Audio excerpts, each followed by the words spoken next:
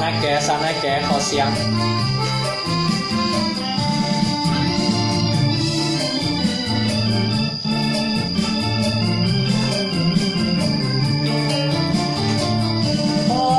ฝากสำเนียงเสียงเพลงนี้กับสายลมให้สาวหน้าแก่เอวกลมสาวตาคมแห่งเมืองสวรรค์ได้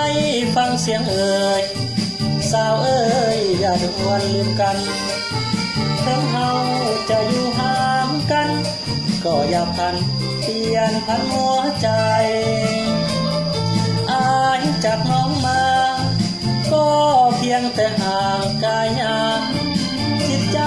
ในดวงกุหลาบอุทิศมาหักบ่วายยังหักน้องอยู่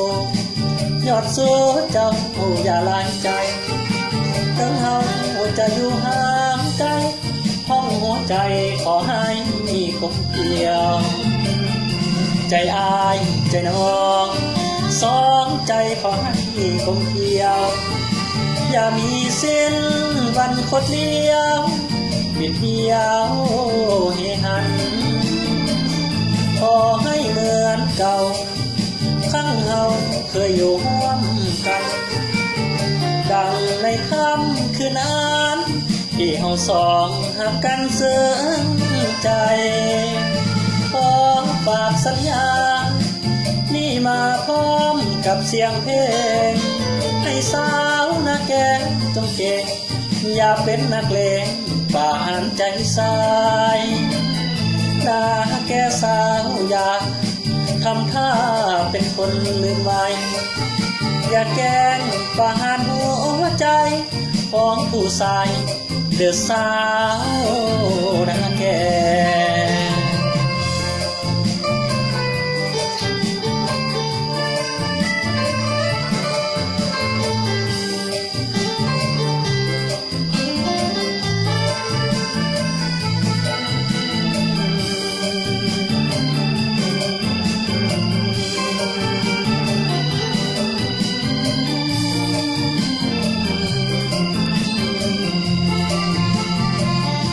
ใจอายใจน้อง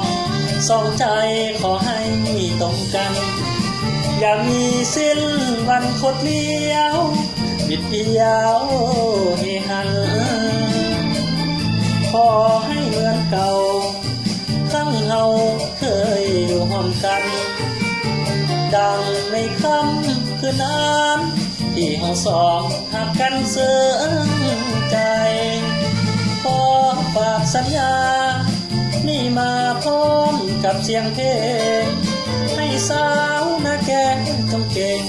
อย่าเป็นนักเลงบาดใจพี่สายนาแก่สาวอย่าทำท่าเป็นคนลืมไว้